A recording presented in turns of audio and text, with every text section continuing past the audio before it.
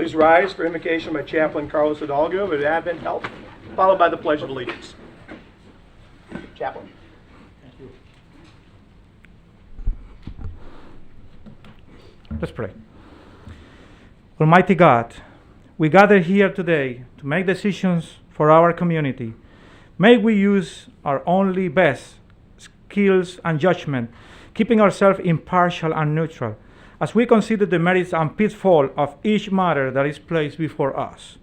May we act in accordance with what is best for our community and our fellow citizens. And we ask your blessing and guidance on our city leaders as they make these decisions in behalf of our community. In your holy name we pray. Amen. Amen. God bless you. I pledge allegiance to the flag of the United States of America and to the republic for which it stands, one nation, under God, indivisible, with liberty and justice for all. Amen. Thank you. Thank you, Chaplain. All right. Will the clerk call the roll? Here. Here. Here. Here. Special awards, reports, recognition, proclamations. Item 4, Scott asked for this. Volusia County Road Engineer road presentation by John Cheney. That is up now. And Scott, I appreciate you asking for this. This, from my understanding, is some very good information. We're going to find out if John Cheney appreciates me asking for this. I figure we better capture him before it's too late. Well, there is that, and I've heard that rumor as well. So, John, I appreciate you being here. If you just bear with me. Good evening, Mayor, Commissioners, and fellow residents of Volusia County. For those that don't know me, my name is John Cheney. I've lived in Volusia County since 1986, and I was born and raised in Florida. For over the past 20 years, I've been the Division Director for Traffic Engineering. The presentation I'm going to show you was presented to the County Council this summer. It was presented to the River to Sea Transportation Planning Organizations last month, and I've modified the presentation to be more specific to your city, Port Orange, and also to include elements from our road program workshops that we've held over the past month. What we want to talk about today is mainly the infrastructure that we maintain, non-county maintained infrastructure, and then specifically the road program. There's always been comparison that Volusia County, its square miles, resides between Rhode Island and Delaware, and this just illustrates that, even though we have a much smaller population than those two 13 original colonies. With regards to our infrastructure that we maintain, we've got a lot of it. Over 2,000 lane miles, 81 dirt roads, lots of sidewalk, around 280 miles. And then for traffic signals, we have 341 traffic signals. And my agency, Traffic Engineering, basically we provide the service for all traffic signals in Volusia County except for the city of Daytona Beach. So we are the service provider for you all too. And that not only is there the 341 traffic signals, we have over 175 flashing beacons, which would include the rectangular rapid flashing beacons. Our operating budget yearly is about $200 million. Like a lot of agencies, every 3 years, we basically go out and measure what the condition of our pavements are. Our focus has traditionally been on our thoroughfare roads, and when we measure those conditions, we create what we call a PCI, which is a pavement condition index. Our thoroughfare roads that we've been focusing on, those are your arterials and collector roads, such as Williamson Boulevard, Clyde Morris Boulevard, Tomoka Farms Road, Taylor Road, and they're relatively good. That's what we've been focusing on, 75. Our local roads, we're not doing as well, and that's reflected in that nearly 4.5% are very poor. Our annual resurfacing budget is about $5 million a year, which equates to around 64 lane miles per year, and again, we have over 2,000 lane miles. When we talk about traffic signals, this is near and dear to me, of course. This is a report that was published earlier this year from INRIX. It's a nationwide survey, And what they do is they look at basically Bluetooth devices that go through the various traffic signals nationwide. If you use that website, you can look at any city in the United States. You can see Volusia County, we're doing pretty well with our level of service. However, if we're looking at Port Orange, there are intersections that are not doing as well, level of service D. This is throughout the day. So when we're talking about that, we're not talking about that PM or AM peak where you're waiting maybe 2 or 3 cycles to get through an intersection. One of the things my staff and I have been focusing on has been getting traffic adaptive signal systems along the major corridors, going to the beaches and along 1792 on the west side. It's not a silver bullet. It does very well when you're talking about a variety of traffic going throughout the day. If you're talking about peak periods, sometimes it's, too much traffic in an itty-bitty space. One of the things we do like about the traffic adaptive system is when we had our old system, which was based on basically an analog clock, when there was a fire truck that preempted the signal and we were getting back in step, we would typically miss or we'd shortchange a leading left turn, and on Williamson it was always the northbound left turn going to West Taylor Road, and it would take about 3 cycles to get back into what we call step of the coordinated signal system. And the problem is that 3 steps in equivalent time for the motoring public was about 25 to 30 minutes. The nice thing about the traffic adaptive system is this is the first one that is truly digital. So it remembers when it left to preempt the fire truck, and it knows exactly where to come back, so that it provides that continuous band of traffic flow through the corridor. When we talk about our bridge infrastructure, again, we've got quite a few. We've got 49 bridges based on their rating by the Florida Department of Transportation. We've got 10 that are basically functionally obsolete, including the 2 bascule bridges, Knox and Main Street, and we have 1 that's structurally deficient. Does not include the 5 pedestrian bridges maintained by others. Our average age of our bridges is 42 years. Our oldest bridge is 101 years. And don't worry, it's on the west side of Volusia County, so you don't have to. Did you pick out that picture? As it relates to non-county maintained infrastructure, again, we don't maintain federal or state roads. We don't maintain city roads. And then within Volusia County, there's a whole other class, and then some of these may also apply to you all. There are HOA roads, private roads, and there is, I guess, we have 1 special assessment district in West Volusia. Basically, it was a bunch of dirt roads. It was all torn up. Law enforcement and the fire services couldn't get back there during an emergency, and so the council set up a special assessment district where we come in and put millings and stuff like that. And over time, if we have spare money, we've been paving those roads. Moving on to the road program, there are 4 zones in Volusia County. Looking at the funding sources, since everyone wants to know where we hide all the money, well, we don't. Don't have much to hide, if anything. Most of our revenue sources is the gas tax. It's 15 cents per gallon.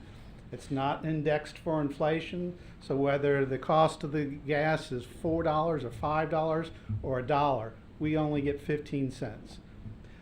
Impact fees, proportionate fair share are also funding sources that we get. We do still have the bond outstanding, and then we do get federal and state grants and bonds. The main thing is in Volusia County, none of the property taxes are used to fund the road program. We are what is called an enterprise fund. So what you see as those funding sources, however we get in, we can only spend that. We can't spend beyond that. This just illustrates it from a graphical standpoint. Again, the majority of our money is maintenance and operations. What we call the new nickel, by Florida statute, that has to be used for new capacity, so that's our new construction projects. I already mentioned about Local option gas tax is not being adjusted for inflation. I know that is one of our legislative priorities. Every year is to go to Tallahassee and ask, beg, plead. The state funding is indexed, not the local, such as your funding, and not the federal funding. That's not also indexed. This just shows what our thoroughfare road impact fees historically, and typically we use that funding source as the first resource to pay back the bond, which is running about $4.5 million, and we'll have it fully paid off in October of 2024. Moving strictly to the various funding sources and the dollar amounts, that new nickel, we get about $5.8 million around what we're projecting. With the Williamson loan, which is another bond payment, it's about 4.7 that we get, or 4.8 that we collect. With impact fees, you can see how much we've collected, what the bond payment is, and what the net is. If you're looking at the balance, that's money that is carry forward money, and most of the zones are under $5 million other than zone 4, but a lot of that money has already been obligated. Now we're moving towards what we call traffic trends. What is the level service of the roads and stuff like that?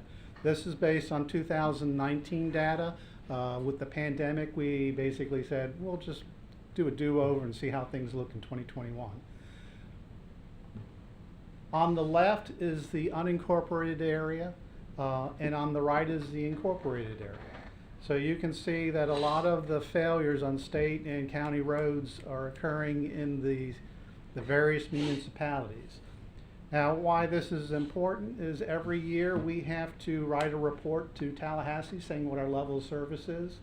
And they ask us every year to NARC on the local municipalities of what roads are below failure. When we started NARCing on them, we basically said, this road. And then the state came back and said, no, no, no, no, no, no, no. Between what segments of the road is it failing? So over time, that's the way it is. And again, focusing on Port Orange, it should come as no surprise, Williamson, Taylor. Now, the other thing we wanted to look at was, okay, where are our hotspots? That's a tool for us to develop our road program. Again, looking in the unincorporated and the incorporated area, we've plotted basically every development that my staff has looked at, which is 1,000 or more traffic trips per day. And the larger ones are about 3,000 or so. And you can definitely focus in and say, okay, we know where the hot spots are. It's mainly on the east side, what we call Zone 1, the Daytona Beach area, and in the DeLand and Orange City area. Again, focusing on the area of Port Orange. We've added a couple colors. Blue, basically, those are what we call vested trips. When a developer comes in and does a traffic impact analysis, we say, okay, what is the current condition or level of service of the road? And then when you build out over time, the cities have approved a bunch of developments where you have to account for those trips on the road network because it's already approved. When we look at proportionate fair share, this is what we've collected through May of this year. In Zone 1, again, that's just north, I'd say north of Pioneer Trail all the way to Ormond Beach. And south is New Smyrna Beach South. We've collected quite a bit of money. We have a lot of bit of money pending. Today, the County Council approved 2 additional proportionate fair share agreements, so that'll be about another $3 million coming in. With regards to our grants, again, you can see how much we're getting from state and federal. The local agency programming, those are LAP funds. We typically get those through the River CTPO. The cost to build a road, 1 mile, we're estimating $4 to $5 million. If you start getting in the truly urban area, you're probably getting closer to $6 million, and this cost does not include right-of-way. Does that cost include the taking into effect the inflation, or is that before? That was given to us. I was using $6 million. Our construction engineer for the road show said it was $4 to $5 million based on the current dollars to widen a road and add 2 lanes to it. Take a 2-lane road and add an extra lane on each direction. John, if you can just pause for just 1 second, that last slide, if you could go back for the second. So that is something that I think is so important to try to tie all the way back to the funding, is because I don't really think that a lot of people realize how expensive it is to build a road. Correct. And so when you start talking some numbers and you're talking, you know, $8-9 million and things like that, some of those numbers sound pretty significant until you see that $4 million to $5 million will get you 1 mile of a 2-lane road. Well, and if you go back to what we're collecting in impact fees, that's not even building a mile of road, maybe a quarter of a mile of road. And the county doesn't build any roads, right? So everything's done by bid and private contractors. Correct. So that's the rate at which the private sector is building roads. That's through correct. bids. Would that 4 to 5 million estimate include the land acquisition? If No, they have it to does per- not include Oh, right of okay, way. so that's just the road. That's just If you gotta buy production. the property, it adds to the cost. Correct. Okay. So when we're looking at the road program, we basically have 3 types of projects. We look at capacity projects, resurfacing projects, and safety projects. I talked about resurfacing projects as part of the maintenance and stuff like that. When we do the pavement condition index, one thing I forgot to mention is when we're going out to an area that has a low pavement condition index, if there are other roads in the neighborhood, we like to save money and just have the contractor mobilize once and do the rest of the neighborhood. Now, this is going to be our current road program, and it's showing with the circles what the current projects are. And then you can also see the current level of service, whether it's a critical or near critical. Critical means it's above its level or below its level of service.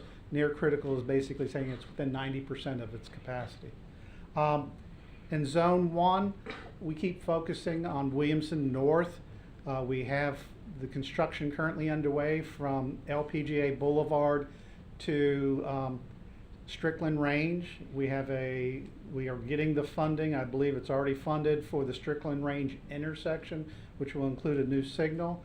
And then with the, like I mentioned earlier, the 2 payments of about $3 million in proportionate fair share, we now have the funding all the way for Williamson Boulevard from Strickland Range all the way up to Hand Avenue. So that's good news. We also are looking at an intersection improvement at LPGA. Within Port Orange, we did a study on Taylor Road. This was the section where I believe the bridge failed a couple years ago that you all had to rebuild, and traffic diverted all through the area, and it was not a pretty sight. This is the recommendations of that study, which is to retain the existing lane configuration from Dunlawton to Yorktown as a 2-lane facility, and then to widen the road to a 5-lane section from Yorktown all the way to Clyde Morris Boulevard. With that being said, right now our current status is we're reviewing right-of-way. This is a road that we would need right-of-way, and so we're focusing on is if we widen to the left, we widen to the center, or if we widen to the right, which is north, center, south, what is those anticipated costs and how many parcels would be impacted. It did also include a recommendation, this study, that at Dunlawton in Yorktown, where there's significant traffic congestion, that the first driveway that's by the Wawa, that it be closed so that we get additional stacking. And I believe the city was looking at a project already when we coordinated with them on that regard. Oh, that little driveway that comes out on the Correct. backside of Wawa. Yep. Okay. I help contribute to the problem there almost every day. Yes. I'm I back- went I'm ahead back and At showed. Yorktown? Yes, sir. I'm back Look at at that your wall. Williamson. Do you have any Thought you were in Nova. any future Dunlawton, design Nova, work Wawa. from Yeah, I gotta go somewhere for Uh, lunch. Bevel down into the Port Orange area on Williamson? You're getting ahead of me. All right. That's not gonna That's what I care about, is what I want to see. We got a lot of development coming down that And Williamson we're- corridor coming yes. up. So when we focus south of Pioneer Trail, again, we've got some projects currently under construction. And main thing we're looking at is mainly their safety projects. We've got some roads with the deep ditch. We're looking to relocate some of those roads or pipe those ditches. I think we heard today at the River to Sea TPO's Technical Coordinating Committee that the state has secured funding for the new interchange at Pioneer Trail. I don't remember exactly what year that is, and more of that will be presented at next Wednesday's River to Sea TPO board meeting. Here we go, future projects. Highlighted is Williamson Boulevard, 2 to 4 lanes. This is what we call the within easy reach, Madeline to State Road 400, Bevel Road. We call that the easy reach because we have the right of way for that. So when we add the lanes, we can put any of the stormwater and then swale adjacent to the road. It's about $7.5 million. We did include this project in the American Recovery, program or grant from the feds. I think Billy Wheeler supported it, but the council really has not made an official determination of how that money will be spent. And then the other one that we have in Port Orange that we're looking at is Taylor Road from Forest Preserve to Summertree. That project has actually been designed since 2004. Excuse me. We just need to update it, but you can see it's about $10.5 million. We do have to buy right away for that. And we appreciate working with the city. I know with all aboard storage, they're donating right away towards that project. This is the Taylor Road from the original 2004 study and everything, which just basically says it's going to be a 4-lane divided highway where we're doing access management. That's one of our other focuses right now is access management. I know we have a project on Williamson Boulevard south of Taylor Road all the way to Airport Road where we want to modify some of the medians. We're currently working on some concepts and where we need to do bulb outs to allow for U-turns and stuff like that. Once those sketches are done, we will probably have a public hearing so that the residents can give us feedback and everything. I'll focus on this also in so much that when we did the road program workshops the last month, what we've basically been asking all of you all, the residents and the cities, is basically what are your top 5 projects? I mean, it can be in the zone, it could be near and dear to you, and then we also asked, what is the top project in the zone that you live in? It can be a road widening project, a traffic signal, a sidewalk. We just opened it up to the residents to say, hey, what do we need to be focusing on? We are still receiving comments. I believe yesterday we received comments from Orange City. So if you haven't had the opportunity, you might want to look at providing comments to the county. And that concludes my presentation. That was pretty darn, a lot of information in that. And that was pretty good. I tell you what, John, any of you guys have any questions for John? Yeah, so first, thanks a lot, John. We probably owe you an apology for not getting you here more frequently.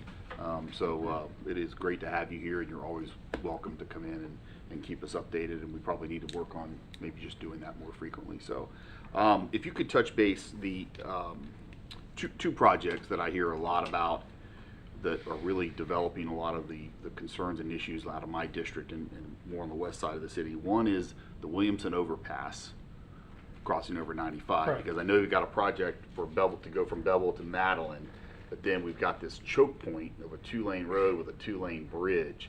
You could touch base on that and what the future outlook looks like that, and then also with the interchange of I-95 and Pioneer, are the plans, what's the county looking at for Pioneer from I-95 to Tomoka Farms? Are there plans to anticipate that will have to go pretty quickly to a 4-lane? Can that be done? What does that look like? You can touch base on those 2 items. With regards to the overpass at Williamson Boulevard, it's a skewed crossing, which means it's not perpendicular, which means it's not super cheap, but it's not. By skewing it, means we have to bridge a longer distance. So it's going to cost a lot more. I think what we're doing is on the Williamson Boulevard, projects, we're submitting to the river to CTPO and to the Florida DOT for what we call TRIP and/or SIGP grants. TRIP stands for Transportation Regional Improvement Project, and SIGP is a county incentive grant program. Because Williamson Boulevard is an alternative route to I-95, we think we're in a very good shot if money is available on any of those two programs. We have sought state legislative appropriations for North Williamson, and we were successful in doing that in the tune of $2 million. So again, we have a track record of that. The bridge, like I said, I know we're working with Green's Dairy right now, which is a development in Daytona Beach, which is directly across from Madeline Avenue. And part of that is they'll be extending Madeline Avenue with its current alignment.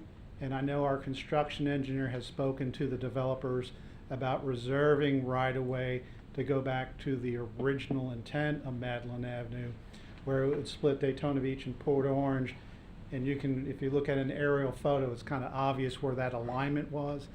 And he was focusing on that because where the current Madeline Avenue extension is has to be the widest portion of I-95 with the widest median, whereas to the north, it's the median's a lot smaller, hence the cost is a lot less.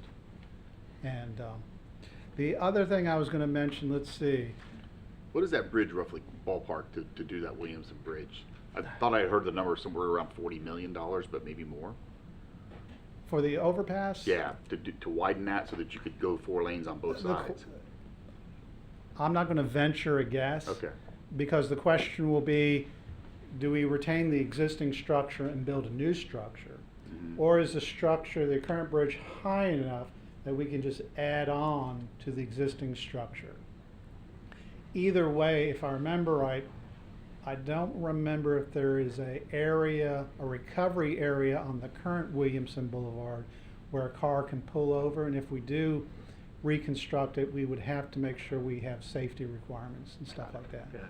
Your other question was, I believe, Taylor Road or Pioneer Trail. Pioneer so that Trail. divides us and New Smyrna, and when the interchange does go in at the same time, will that align with anything to? I mean, what's going to happen with Pioneer Trail? Because that is not only a 2-lane road, but it's a tight, small 2-lane road. I know we've been working with New Smyrna Beach as the development is occurring on the south side of Pioneer Trail to secure right-of-way for a future 4-laning. We're looking at 4-laning in our long-range transportation plan, which is, again, with the river CTPO, from Airport Road all the way to the interchange. And then from Airport Road back to Tomoka Farms Road, where we have the proposed roundabout, that's a safety project that we're looking at because of the deep ditches and stuff like that. But those are the current plans. Okay. The only other thing I was going to mention is that will impact you all is the county has issued a notice to proceed to update our impact fees. So we're going to do a study. The scope of services was in the agenda package, I believe, 2 councils ago. One of the things we're looking at is you can see these 1, 2, 3, 4, those zones. We're asking the consultant to review those zones. And the question is, should Port Orange be in Zone 1, or is it more reflective of, should it be in Zone 2? And if that's the case, what's the impact? Or should we even have a Zone 1, 2, and a 3, 4? The way our credit policy is right now, impact fee credits can be sold anywhere on the east side in Zone 1 or 2, or anywhere on the west side. So that's the first thing you want to keep track of. And it's not like the current redistricting. This is something separate. But it does have a financial impact to you all. The other thing we're looking at is the current trend in impact fees and mobility fees is looking at our impact fee is basically countywide. No matter where you go in the county, it's the same fee. What we're looking at is should we have incentives or discounts in the urban area where the infrastructure is already there. And so we're looking at like a transit-oriented development where it's mixed use, transit friendly and stuff like that, as opposed to a transit adjacent development. We would look to see if we can offer a discount. And then in the suburban area, another discount with the full rate applying in the rural areas where we like to protect the our environmentally sensitive lands and stuff like that. So that's something else to keep track of. Keeping in mind impact fees can only go up by 10% by state law now, so you can By cap. state law, if you increase them by 25%, you have to do it in 2 cycles, 2 yearly cycles. If you do it by more than 25%, I believe, is you have to do 4 cycles. What I've asked the county attorney is, it really didn't specify what that cycle is. Is that a quarter or a half a year or is it a year? So they're evaluating that right now. When they passed that law, I was looking at the impact of small cities that haven't grown for a long time. It costs a lot of money you can't just raise impact fees. You've got to do a study to support it. Correct. And if you haven't been growing, you're not going to spend money on a study to increase impact fees you're not collecting. So some of these smaller cities in Florida that are starting to grow again are paying developers paying much lower impact fees there, and there's not a lot that they can do to catch up to. So it's going to actually make it harder for growth to pay for itself. So the fact that the county is looking at impact fees again after having just done it a short while ago, I'm happy to hear that. Thank you. I'll convey that back. Please do. Any other questions? Just one more question that's kind of along the lines of Councilman Stiltner's question on Williamson. I'm not an engineer, so I don't know. Is it futile to widen any part of that unless you're doing that bridge as well as part of one large project from Bevel coming down to Taylor, given the choke points that you're going to see? Or do you just create more problems if you don't do it all in one punch? I'm retiring soon, so I can. You see what our cash flow is.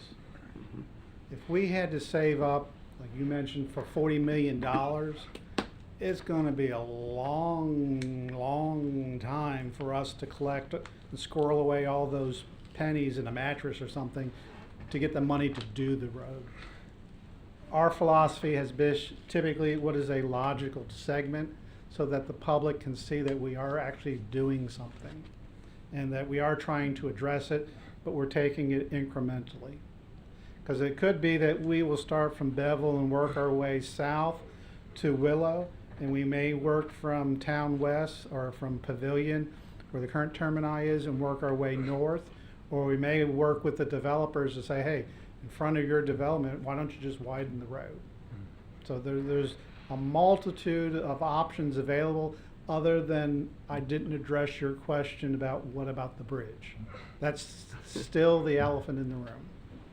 Yeah. And the other elephant that the county has to face is how are we paying for Sunrail? Is it going to come out of Transportation Trust, or is it going to come out of ad valorem, which all of us will be paying for, since all of us pay for Votran?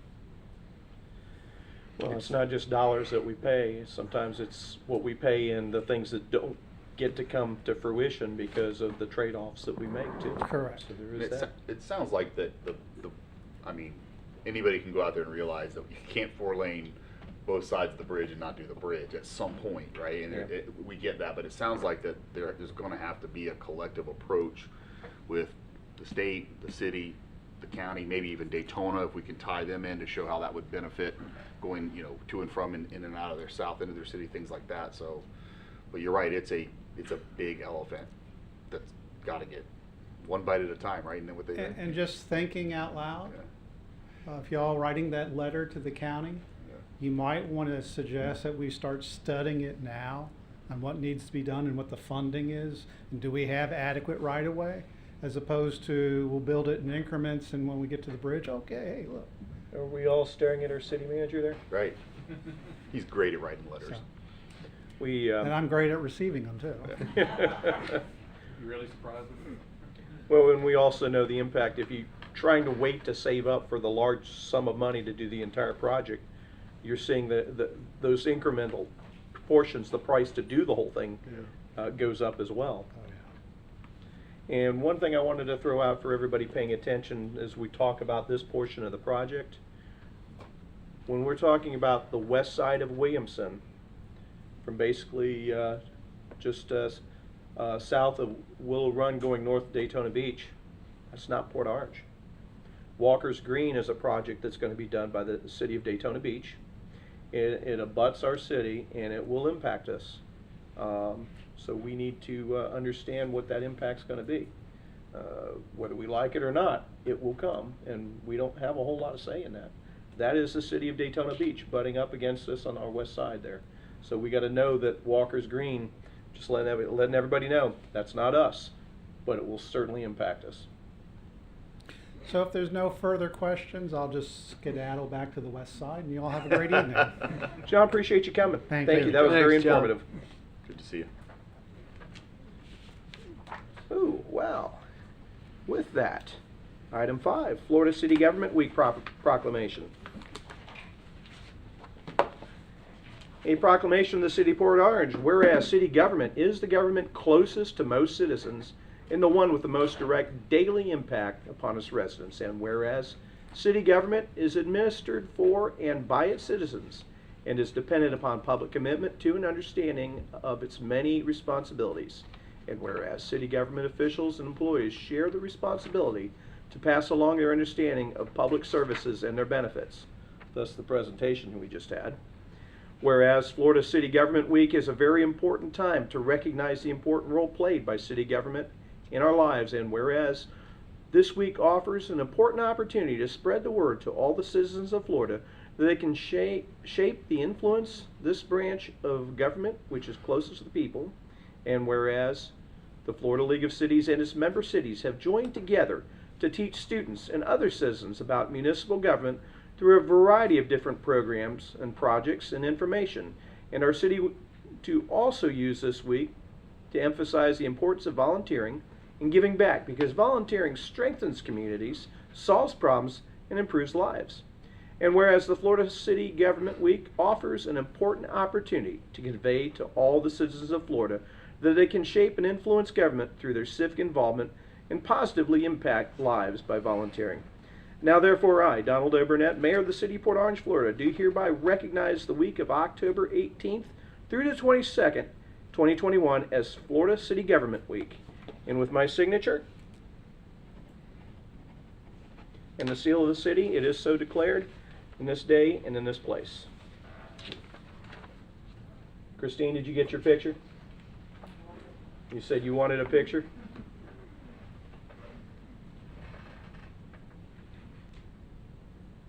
Chase, were you afraid to get in it? Just didn't want half my face in, the other all in or out. There you go. Must be the pink tie.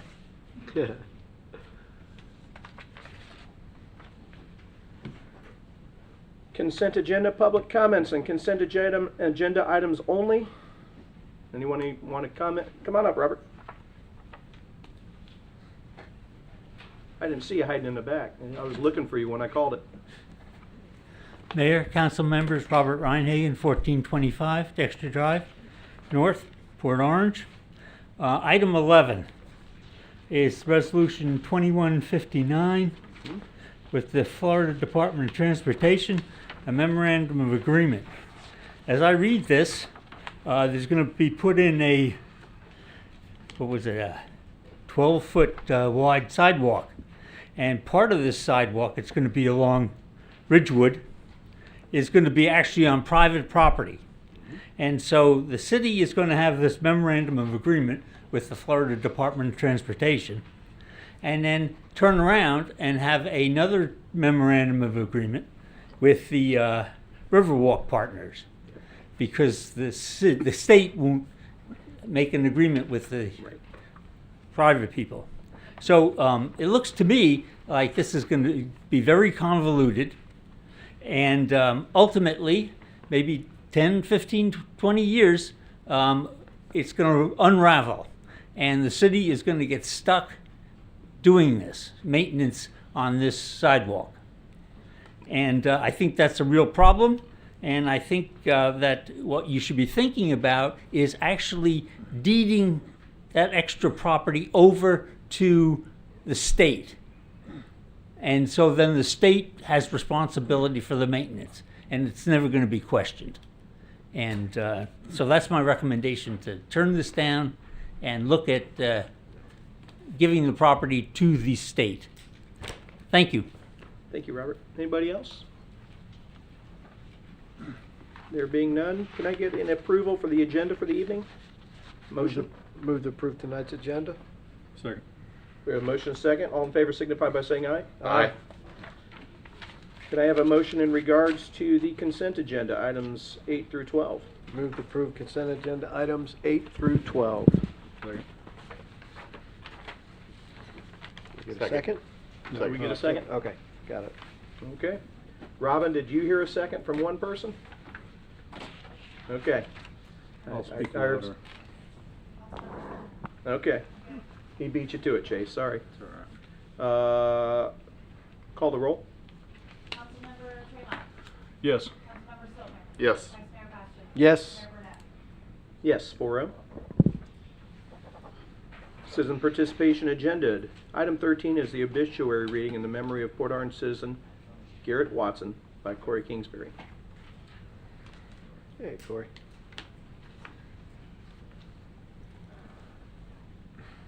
Thank you. My name's Corey Kingsbury. I live at 21 Oak Street in beautiful Port Orange, Florida. Mr. Mayor, Council, Mr. Manager, Mr. Attorney, city staff, members of the public, everyone here and everyone watching at home, thank you all for allowing me just a couple minutes of your time tonight to add the memory of my friend into the city's record. Garrett Watson was born and raised in Port Orange. He was a Marine that bravely and honorably defended our country and our allies overseas. He returned from duty to live and work in this community. Garrett became my best friend and is one of the most genuine and generous souls I've ever known. He made me feel welcome when I first moved into Port Orange and helped me feel like I belong here. I feel like I owe it to him, his family, and his friends to humbly read his obituary tonight. Here goes. Garrett Richard Watson, age 42, passed away unexpectedly on September 13th, 2021. Garrett was born in Port Orange, Florida, attended Sugar Mill Elementary, Silver Sands Middle School, and Atlantic High School. He served honorably in the United States Marine Corps from 2002 to 2007, where he held the positions of turbojet engine mechanic, engine test facility operator, and collateral duty inspector. After the military, he earned a FAA aircraft mechanic certificate with an A rating. From a young age, Garrett loved to create and build. He truly enjoyed working with his hands. Garrett worked in many facets of the construction industry after his military service and was able to use his talents doing what he loved. Garrett was outgoing and never met a stranger. He was the life of the party, and we will always cherish the memories of his antics. He was an amazing uncle to his 5 nieces and nephews, and he loved nothing more than the opportunity to spend time with them. He will be dearly missed by all who had the good fortune to know him and love him. Garrett is survived by his parents, Larry and Anita Watson, his brother Larry, wife Marie, his sister Elizabeth, husband Darrell, and his nieces and nephews, Emma, Lily, Hunter, Mira, and Colton, along with the love of his life, Jessica Hall. Donations may be made in Garrett's memory at semperfifund.org/donate. Rest in peace, my brother. We all miss you dearly. Thank you, everyone. Corey, Thank you very Sorry much. for your loss, thanks Corey. for all you do for us. My pleasure. Thanks Thank for you. doing that. Thanks for your time. You did him proud, Corey. Item 14, Volusia Forever, call for land nominations and collaborations. Derek Lamenton.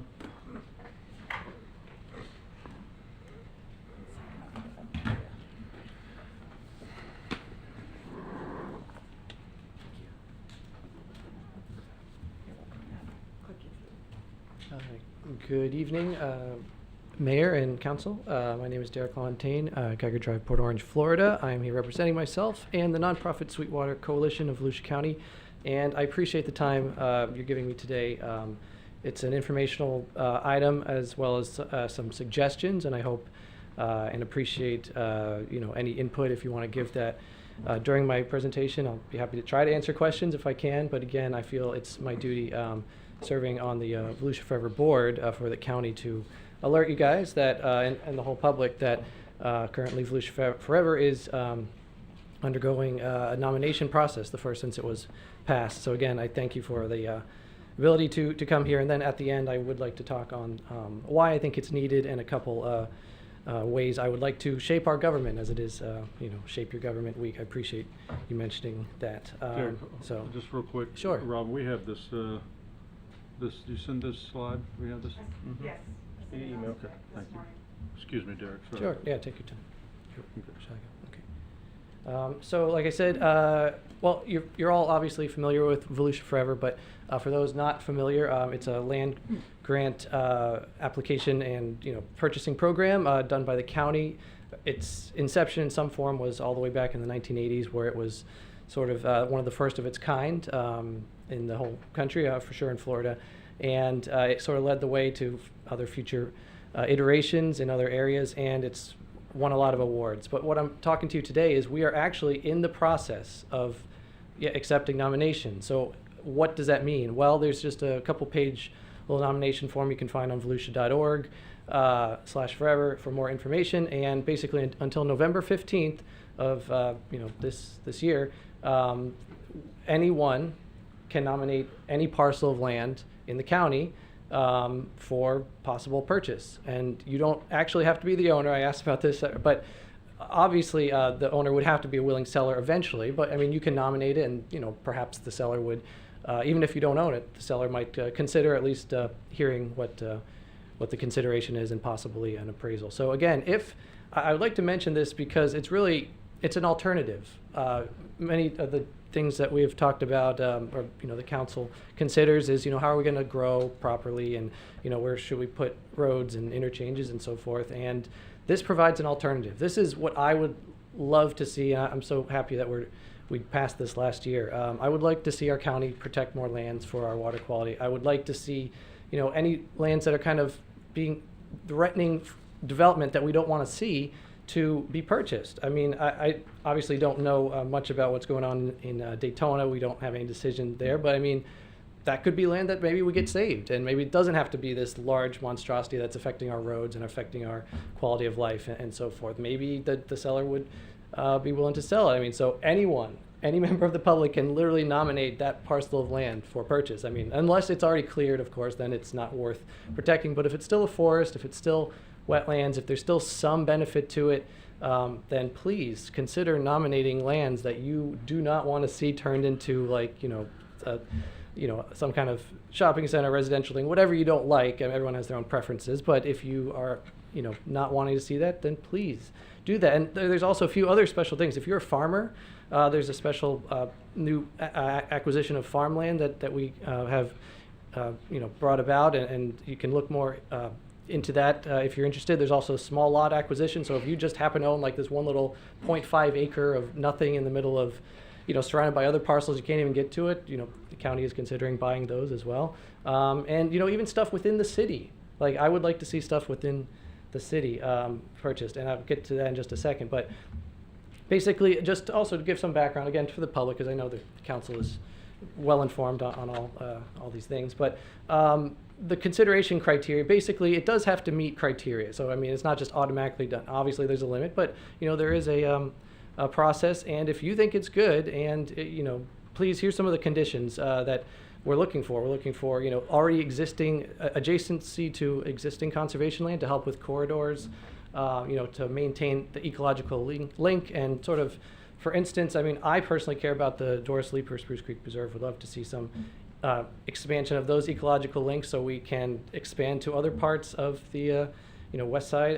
And there's some maps that kind of get into the nitty gritty of like what counts as an ecological greenway, which I'm not going to get into all 19 possible criteria, but if you meet 10, you can at least be considered for nomination, and then eventually the county council will vote for it. If you meet at least 5 of these criteria, which again, just briefly, the criteria besides proximity and connectivity, there's also water resources, just other habitat, environmentally sensitive land, furtherance of previous acquisition efforts, so like adding to parks, management requirements, meaning you don't have to sort of do much to keep it, There's not a lot of invasive species and so forth, and provision of it could be recreational, so that's good. And I'd like to point out this one that is kind of my favorite. It's number 5. Based upon preliminary assessment, is there reasonable expectation of matching funds? So of course we want to expand our dollars, and so I guess I have, this is kind of a pie in the sky dream, but I hope someday that we have a Port Orange Forever Fund that we can use to attract dollars from state programs like Florida Forever, from county programs like Volusia Forever, and from federal programs as well. I would love to see this. Again, you guys aren't probably ready to do this, although please consider it, and down the road that you could put a ballot initiative on the future Port Orange ballot and just say do the citizens want this? And I would like to see that personally. Again, I have no control over what you guys do, but it couldn't hurt if if that's what people want and they vote for it, then we could have this, our own little fund, and it could be negotiated how much 0.0001% tax on something you might want to do if people want to do that to themselves, again for the benefit of keeping our water quality clean, keeping our habitats intact, and for just a good quality of life that I think a lot of people want to see. Because personally, I'm hoping that we have an alternative from what kind of has been considered as inevitable. So a lot of the things that the traffic engineer was talking about, I was really kind of upset and heartbroken about. I mean, I don't know if you guys take this too sentimentally, but I mean, when they talk about just we're just going to pave lots more lanes, I see that as the quote of paving paradise kind of. I would rather us have scenic 2-lane roads in many places where we can, and the way to do that is to not overdevelop, which again is not our fault. I'm not saying you guys are doing that. You look at each project individually, but I mean, we can't control what other counties do, but we can do something like buy land in strategic places to not increase capacity on our roads, right? I mean, that's the other alternative. Instead of just build widen the road, there is just buy that land, and then you have a nice quality of life. That's so something to consider. And just to go on with kind of my general reasons why I think this is important, one of our waterways that I always like to talk about, our Spruce Creek, which we all love, is impaired, and a lot of the impairment comes from human impacts, obviously, entirely. Basically, it's not naturally impaired. So we want to make sure that we're limiting those as well. And I really feel like if we do certain projects, like for instance the interchange at Pioneer Trail, that it will spell the doom of Spruce Creek, basically. So there's a huge coalition of people hoping that doesn't happen, and I would love to speak to the county more on if we don't have to do that, and again save the money elsewhere for these other projects like the bridge across Williamson or something, then some other places that would be better. So I'd like to also point out, so this is just a couple little things again that I just want to bring to your attention. Again, I'm not trying to be too critical, because again, you guys maybe just aren't aware of some of what's going on, but I am trying to inform myself and doing my best to provide that citizen participation like you encourage, and I appreciate that. So when I've followed the new police department shooting range, which was built a year or so ago, maybe a couple of years now, and I'm kind of concerned about the chemicals being sprayed there. The fact that I think just a few months ago they were talking about spending over $120,000 on paving a road through there. So where this is west of New Smyrna again, right in the heart of the wetlands of Spruce Creek, and we're essentially shooting lead into our water supply, which that's exaggerating a little bit, but I mean that's what shooting ranges are statistically. They have increased lead levels because of the the bullets, and besides that, we are literally we pay people to spray fertilizer in that heart of our wetland area. And I just picked up from the county several things that say don't fertilize where you don't have to, and we're trying to encourage people, protect our lagoon, and be a good Floridian. And no one sees that area. We don't have. I feel like I've actually asked at least 3 times. I've spent just hours literally on hold. I've never gotten a hold of the people in charge to kind of ask questions.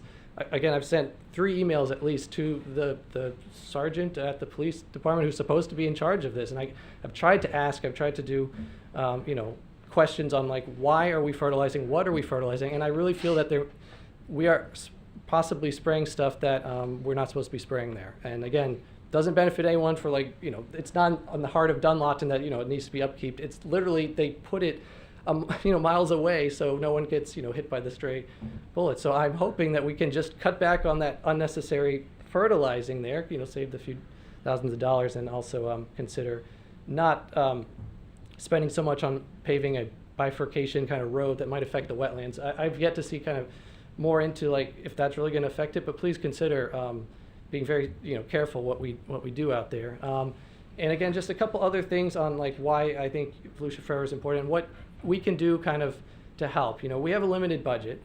You obviously all are in charge of this. I like to point out, and this was before you guys' time, that Altamira Shopping Center, which resulted in that that 4-lane, you know, the south end of the York town by the BJ's and Wawa and so forth. That back in 2011, I opposed that because I was upset that, and this is just a historical thing for anyone who maybe wasn't paying attention 10 years ago, that the city of Port Orange waived $250,000 in what would be mitigation money for trees. And to this day, I'm still trying to get, you know, the city to, you know, do some tree planting and see if we have any funding. I'm told, you know, we don't have much money for tree planting. I would love to plant around these retention ponds. I'm trying to get grants from the state, and I'm going to apply from the county soon to plant more Florida-friendly trees around our water areas, our canals, and our retention ponds, so that the water running off of our developments and our facilities are filtered. And again, we don't have this money because previous councils, again, not you guys at all, this was, you know, in the works a long time ago, but we cut down so many historic trees on that property that is now the Altamira Shopping Center where the BJ's is. And it breaks my heart to this day that we did that. That was such a bad decision.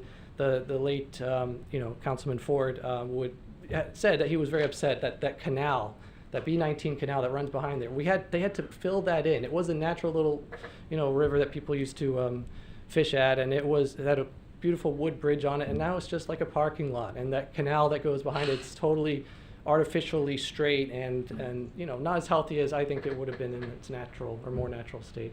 So again, what I'm encouraging at least here is please make sure all tree mitigation funds are collected. And I know just also a few years ago there was at least some private people that kind of if they skip the tree mitigation form and they don't do that. I know at least of one instance where the city staff sort of allowed them to just cut down a historic tree without bringing it to you. Like usually you guys get and you consider it. It wasn't brought to you and they were never penalized. I was upset. That's cost us a few, you know, thousand.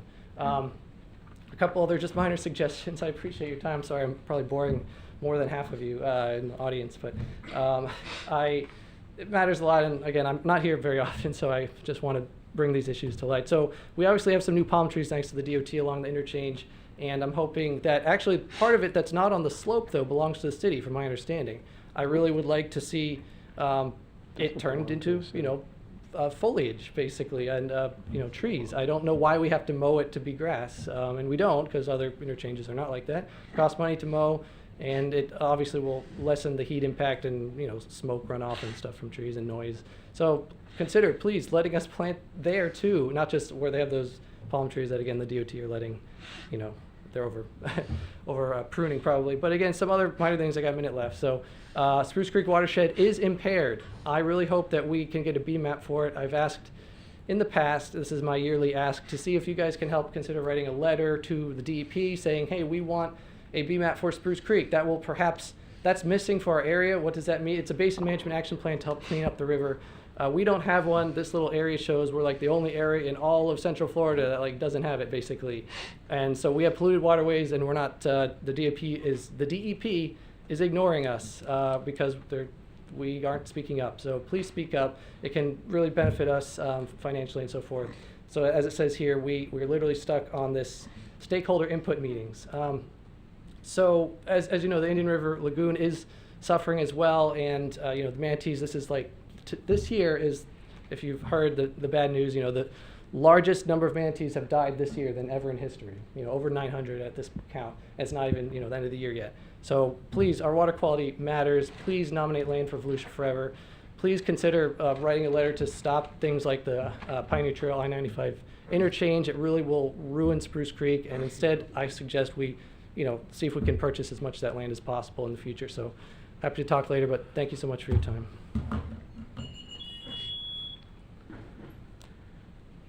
Citizen participation non-agended. Do we have any, Robin? I did not receive any. Okay. Item 15, council comments. Chase, what you got this week? I didn't have anything planned, but just a comment to Mr. Lamontagne. I appreciate the presentation. The only one suggestion I'd make is don't assume that we may not be interested sometime, because I'm not an expert in that area. I don't study it too often, so I appreciate the knowledge that you bring. Even when I don't always agree with some of the conclusions that you might come to, I still appreciate the manner in which you're coming from it and the knowledge you bring. So I appreciated the presentation. That's it. Drew? No, I don't have anything. Scott? Just one quick comment. I had reached out to the city manager and asked for staff to take a look at the lighting at night in the pavilion complex. It's really poor. There are a lot of lights that are just out, and the complex is very dark in a lot of areas, and I see that as a huge safety area.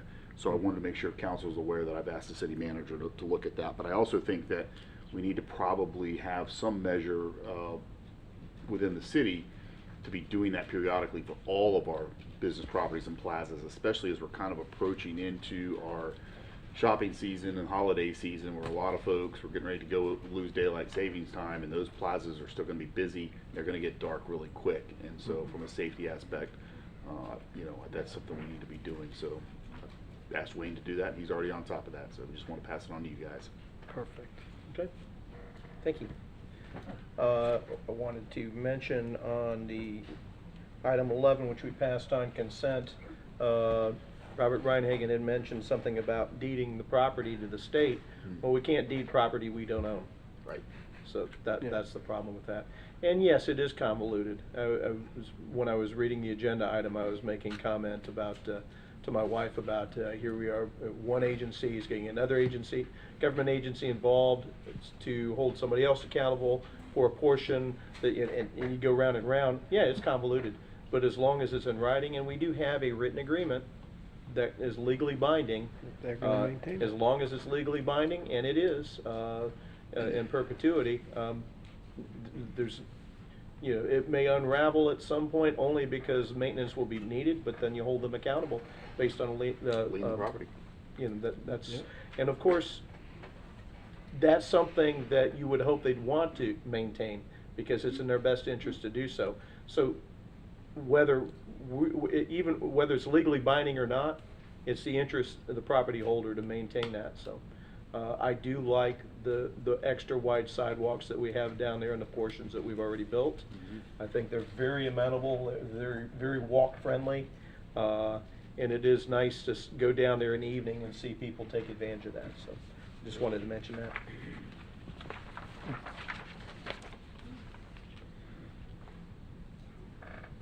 And that brings us to board appointments, interviews, and reports. Bobby Ball couldn't be with us tonight, so we're not going to hear from the Citizen Advisory Committee for the TPO. But all that does is bring up Mr. Green for item 17, the Golf Course There he is. Advisory Board report. Took a long time for him to walk from there to there. That's the grandpa gate. Yeah, you slowed down a little bit, Lance. Getting old. Lance Green, Golf Advisory Committee. I'm gonna make it short with you guys real quick. Again, we just had our monthly meeting again, and obviously you guys saw the fee things come in front of you, and we got that out of the way. The next thing that's going to be coming in front of you guys is actually the RFPs. The RFPs are going to be scheduled to come out to you guys in the next upcoming months. So we went over the draft and what's going to be moving forward. And it's basically a draft from 2012. They pretty much perfected the RFP of what it's going to take to put the golf course management back out for bid. The contract's coming up, and so a decision is going to be coming you guys' way here next year as to who's going to manage the golf course. As far as the golf course goes right now, I mean, it couldn't be better. It just could not be better. I mean, Kemper Sports has, they have done to this point a really good job. They've got a great guy.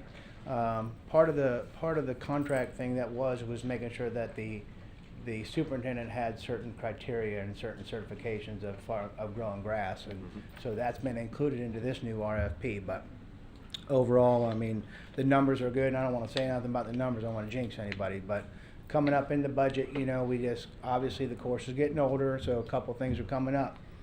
Now, we talked about some erosion issues coming up out there at the golf course, and hole number 14 and hole number 8 have some erosion issues because they don't have positive outfalls. So every time the water rises and goes down, it takes the bank with it. And in 14 fairway, we've lost about 12 feet. The sprinkler pipes are exposed. We're trying to shore them up. And we talked about this before, and in our discussions with Kemper and their superintendent is letting vegetation grow back along the banks of the golf course. Not trying to put something in there like rock and a head wall or something that's going to cost a tremendous amount of money. We want to go back to natural vegetation along the edges of the golf course. The correct signage at the clubhouse says, hey, we're in a natural area. There might be a snake, there might be a gator. But at the same time, we're going to save the city a lot of money down the road. If we continue to let this erode day by day by day, we're losing a lot of golf course, and it's going to cost a lot of money down the line. Now, there are certain grasses and vegetations that can be grown that will stay very low, so that we're not into some big high weed thing like we were 20 years ago. But it's something that I'm not sure how to address it. Does the council say to the management company, hey, let's grow vegetation? But I'm not sure how that gets authorized. But there are certain holes that we've discussed with Kemper and their superintendent that says, let's grow vegetation here. They've already done it on a couple of holes, and it's actually working. On number 8, which is where we actually pump the well water into and the effluent water into, they're growing vegetation on those ponds, and it's working. And it's down low. It's not affecting golf. But again, you know, ultimately, could it affect golf? Yeah. On 14, as an example, they've just torched the entire pond to where there's nothing to hold the grassroots of golf course grass are not the same as St. Augustine grass. So the homeowner sides are not affected, but the golf course side is affected tremendously. So we need to direct the golf course personnel to let vegetation grow back along the banks of these three areas. It's only about 3 ponds that are critical, but I think down the road, if we keep going the way we're going, it's going to cost us a lot of money, and we need to address it now. I know we got the RFP coming up, and we'll see how that goes with the contractor who's next, but it's something we still need to address now as we move into the next cycle. So other than that, man, the golf course is looking great, and the numbers are looking good, and we don't want to jinx it, but you know, right now it's great to be out at Cypress Head. So questions? I was just going to comment. I think 14 is really that's a pretty big body of water there, and that one makes a lot of sense. I can't even see how that would even affect golf, like you were mentioning. I mean, that just makes sense. I think for the council's perspective, if the board is bringing that to us as a recommendation, and the superintendent, who obviously we all now have a lot of faith in, if he is bringing that to us as a recommendation with Kemper, then that makes sense. We need to definitely look at that, because I think the long term. If we don't address it, it's going to be a problem, and it's going to be a tremendous cost down the line, which I think Certainly one of the signature holes of the course. we can. It is, and it is, you know, and it's funny because right now there's one of the biggest alligators out there is on that hole right now, and so You know a thing or two about that. he's out there. He's sitting right in the landing zone. Nice. Are you But- sure it's eroding, or you just lost a lot in your swing and you're looking for a scapegoat? It's not me, buddy. Are you losing more golf balls than you usually do? It's not me, buddy. Okay, Okay. It's not him. No. I know. I know that hole very well. But other than that, any questions? No. So like I said, the RFP is going to be coming to you guys here Okay. soon, and they'll have us a draft as it goes out to bid. I want to say it goes out somewhere in February, okay? Congratulations to you. All right. Lance. See you, Lance. Thank you. Thanks, Grandpa. That brings us to the public hearing portion of the meeting. The public hearing portion of the meeting is now open. Item 18 is second reading of ordinance number 2021-13. Ordinance number 2021-13 is an ordinance of the City of Port Orange, Volusia County, Florida, amending the Land Development Code, Chapters 2, 15, 16, 17, and 18, updating the current signage regulations to adopt the content-neutral regulation, amending definitions, updating sign standards to include new sign opportunities, removing redundant and out-of-date provisions, providing for codification, providing for repeal of conflicting ordinances, providing for severability, and providing for an effective date. Move to approve ordinance number 2021-13. Second. We have a motion and a proper second. The item is open on the floor for discussion. Second reading. Council, any comments or questions on this one? Not on second, no. There being none, would anyone here care to speak to the item? There being none, back to us. Final comments, council. Call the roll. Councilmember Tremont. Yes. Councilmember Stiltner. Yes. Vice Mayor Bowser. Yes. Mayor Burnett. Yes, 4-0.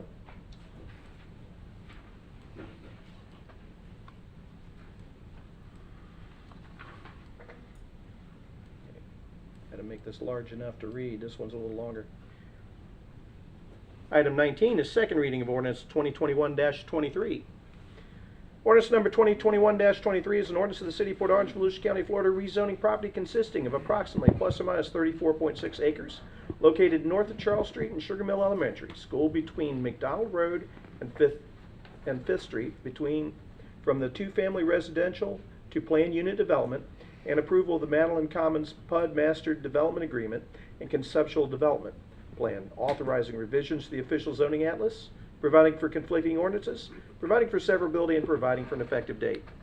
Move to approve ordinance number 2021-23. Second. We have a motion and a proper second. The item's open on the floor for discussion. Second reading. Council, any comments or questions? No. We hashed this one out. Yes, we did. Great. Matt, you have a point of clarification? I saw you raise a finger. Yeah, just one addition. We've had some issues getting the MDA executed and back, so if you could just, if you would consider amending the motion to make it subject to execution of the MDA, that's all I'd be asking for. Definitely, I'll So amended, w- Drew? amended to include what the attorney recommends. Second. We have an amendment. Any comments on the amendment? Council, questions? There being none, would anyone here care to speak to the item? You here to talk us out of it? Don't do it, Joey. You're coming up here, so I'm not sure. I was going to request you to come up, and I know we're not at a site plan at this point, but I do want to see where we're at in our discussions prior to see where we can get to where I want to be. Exactly, and Joe. In concept, because we're specific to this agenda item. Yes, sir. And just for the record, Joey Posey, 420 South Nova, attorney for the applicant. And between the last two hearings, I've really tried to do some homework on this because the last hearing that when it came up and we were talking about one of the subdivisions in the city, there was a lot of confusion with our project versus that project, and how we can do better. And a lot of what I went and checked on is some of the things that we're working towards in concept to when it comes back for that site plan subdivision that I think some accommodations can be made, and we're trying to design it around a wider pavement, trying to reach that 28-foot wide pavement to allow for an additional travel lane area for folks like emergency vehicles came up in discussion. I know there was some discussion about folks that want to take the privilege of parking in the right of way, and that's an additional 4 feet beyond the project we were discussing at Sunset Cove. So that is a huge improvement if that's something, and I'm sure, speaking to the client, that we can work towards. The other thing that we were also looking at is the safety aspects of you guys being assured that the roundabout is a great alternative here, and I think that the consensus was that we're moving towards it, and I managed to get Sans Lassiter here tonight to to at least if there are any questions or comments that you guys may would like to know, or to at least just bounce off of him and how the design of this will work, because after the meeting we tasked his office with and he was happy to help to try to understand the roundabout in relationship to schools, how that function works, and there's a number of them in the state that, and I think by and large what his conclusions, and I don't want to speak for him, was that these are functional and these are safe. So that's something we were trying to get at least some clarity and some concrete facts to support that we weren't just saying it for the sake of saying it. The other question is the parking in the driveways, and that's one that we're still working towards, and I promise you that we're going to work as hard as we can towards trying to figure that one out. Something that I didn't realize is, again, and you guys heard this the last meeting, it's this or that in a lot of respects when you talk about straight zoning versus the PD. And, just keep in mind that this project is twice the parking that would otherwise be required on under the code, and that if there's accommodations we can find in that subdivision design to allow for a little deeper driveway, we're happy to have it.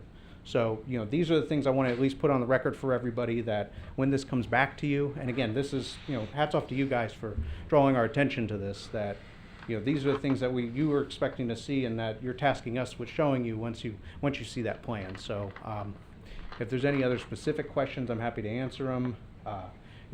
It's been a long time coming, because this is about a 1.5-year project that, especially with, residents have been great, and, this is how I would expect it to be done, just the vetting and making sure it's done the right way. So I'm here to answer any questions and, try to add clarity that I can. Yeah, well, first of all, I appreciate you taking a little spin around town with me, looking at some neighborhoods. You continue to show your desire to be a true partner with the city. You listen to the residents and you make the adjustments based on the needs and the wishes of them. And so I always appreciate that. I'm still going to continue to have concerns, because, like I said, I've shown you the neighborhood that I don't want to recreate. And I like some of the options we're coming to.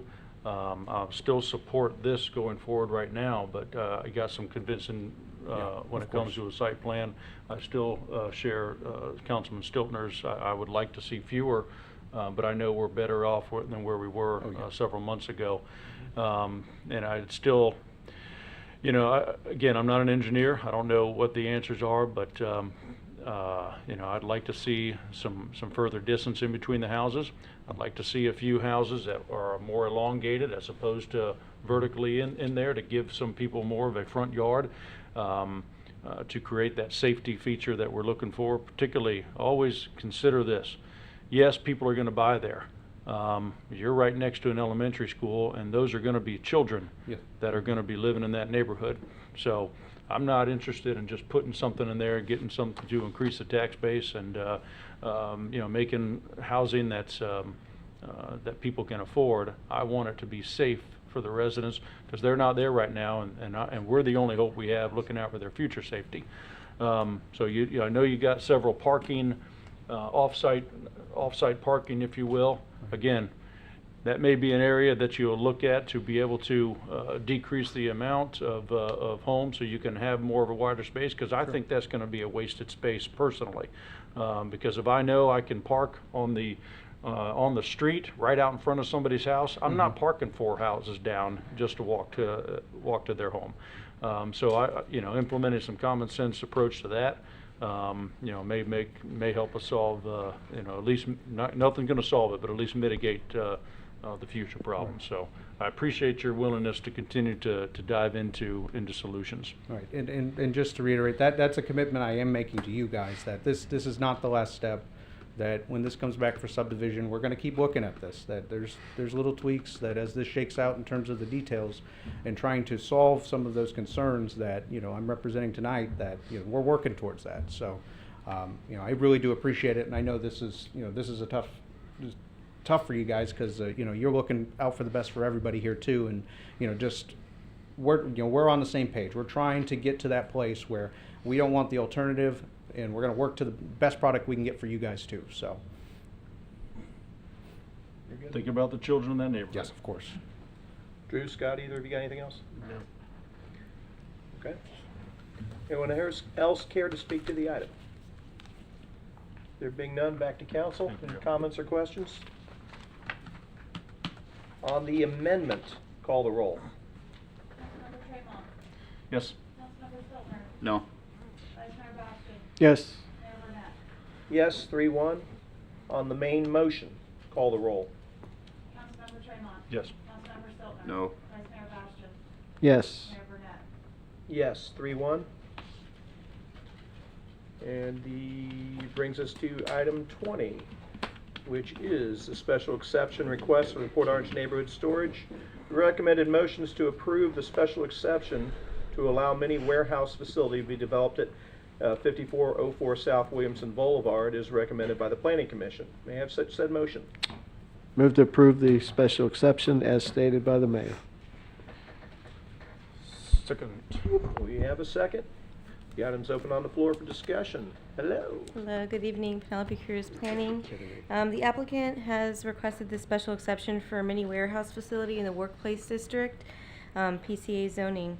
If approved, they intend to submit a site plan to establish a 3-story mini storage facility on this 2.3-acre parcel, which is on the south side of Williamson Boulevard between White Palm Apartments and the Spring Apartments.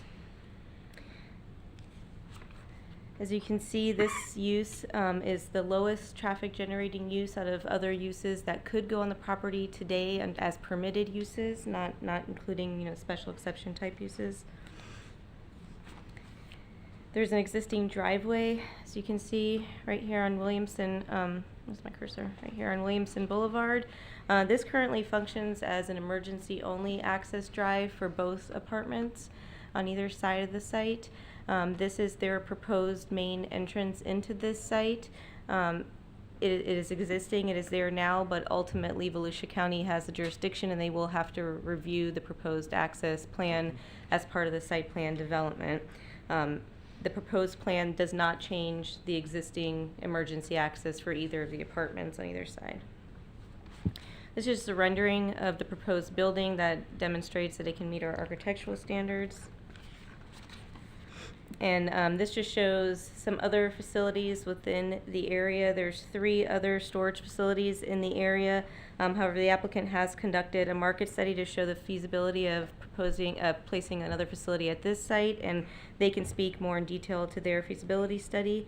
They have demonstrated, as documented in the staff report, that they can meet all the special exception criteria and the land development code requirements. Therefore, staff is recommending approval. I'm just here to answer any questions you may have. Any questions for our staff before we hear from the applicant? Any wetlands on the property that are going to be impacted? Or? There should not be on this one. It's already cleared. It was cleared and filled. The wetlands, from what I recall from when the Springs was being developed as one whole parcel before they platted the other 2, were not in this area. But this parcel has already been kind of cleared and pad ready. Already even has part of the landscape buffer already installed in the front. Unless there's anything else, I just wanted to add from my part, although I'm not fond of seeing a 3-story facility there, it's sandwiched between 2 apartment complexes with buildings at the same height.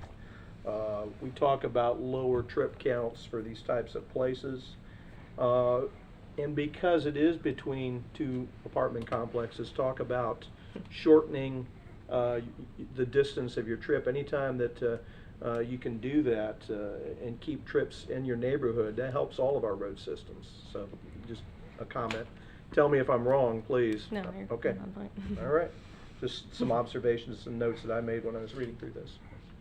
Penny had me at slide 2 with the trip count. So Yeah. I mean, the one thing we have seen. Quick sell. Yeah, the one thing we've seen in our community is areas specifically where we do get a lot of residents concerned, rightfully concerned about traffic impacts and stuff like that, and then they hear, okay, there's going to be a storage unit, and they're like, that's not really what I want to see there. But then when they realize that it really is a very, very minimal impact on that larger concern, we're seeing that out there where I am out there in Williamson and Airport. Nice storage unit. It's full. I mean, the community is using it, and there's hardly any impact whatsoever to traffic. In fact, I can't even think of, I travel that road every single day. I probably could count on one hand the entire time it's been open that I've actually seen a vehicle leaving the property. So, very minimal impacts. I think the mayor is right. I think that this particular project fits great in that location, and it will probably almost exclusively to some degree be utilized by the folks in those apartment complexes. It would make sense, right? So I know there'll be some, but you're right, short trip for what trip there is, if any, but it fits in that area well. We ready to hear from the applicant? Sure, let's see if they can talk us out of it. Would the applicant like to come talk? Yeah, exactly. You beat me to that line. Thanks, Scott. For the record, my name is Mark Dowse, and I'm a project engineer with the firm Mark Dowse & Associates. Our offices are located at 536 North Halifax, Daytona Beach. And I am not going to talk you out of it. It's always good to read the tea leaves, right? But I'll tell you what I will do. I'll introduce our team. With me tonight is Hugh Horn. He's the owner of Horn Partners. And we've done lots of self-storage, and he's probably one of the most experienced, knowledgeable self-storage developers I've ever worked with. So if you have a question, he's probably the one to answer it. Also with me tonight is Jeff Eccles and Nick Judy, who are part of the acquisition and construction team. I agree with you that we think it's a perfect fit, low traffic generated. They're also very quiet. And in this location, I'm surrounded by apartments, so it just seemed to be a natural fit to go there. We are also only 55% impervious, so it's a very low on the site. And then the only thing we did is we had, the site came to us previously platted. It has stormwater service already provided to it. It had a height limit of 60. We trimmed the height down to 3 stories because that's kind of what it takes to make it compatible with what we have on both sides. So we're happy if you're happy. If you have any questions, I'd be more than happy to try and answer them. My only comment for the team would be that, again, I think it fits there. What I would like to see in a site plan and final is focus as much as you can on some aesthetics for that area, you know, across the frontage area. Okay. You know, I think the vertical aspect of it fits, so it's gonna not stick out or whatever. You've already got buildings in that area, and you're right, they're quiet anyhow, so there's not a huge like sound concern that I would have of a different type of a commercial business that would generate a lot of you know, sound issues or something like that. So really, from my perspective there, I would like to see some focus on aesthetics across the front, that it looks nice and it fits in the area well. Pretty much the same thing, and we see the concept, we want the site plan to match up with that. Yep. Any other comments or questions, council? Appreciate you. Thank you. Thank you. Would anyone here else care to speak to the item? There being none, back to us. Final comments, council? Call the roll. Councilmember Tremont.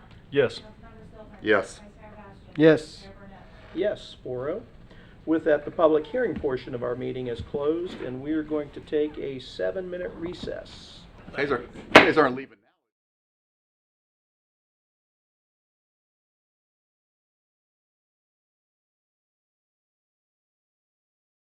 now. Regular portion of our meeting is beginning now with item 21.